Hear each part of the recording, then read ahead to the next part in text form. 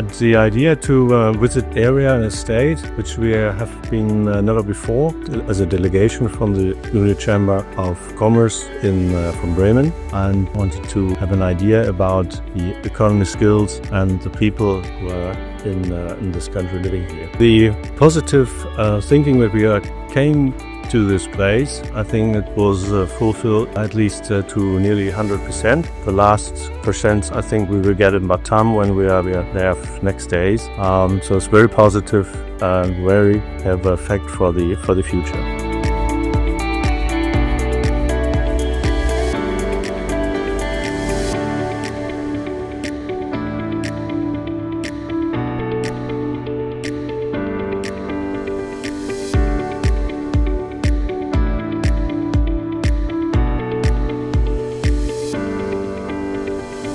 Yes, Indonesia is a very important market. We want to help to develop more cooperations between German and Indonesian companies. Some Bremen companies are still here in Indonesia, like Melchers, and we want to help to develop more cooperations and more business between our both countries. Yes, we hope that we could get concrete cooperations, concrete business B2B between our companies, like our recycling company Nelson, with companies here in Indonesia, and so we think our delegation will be a success.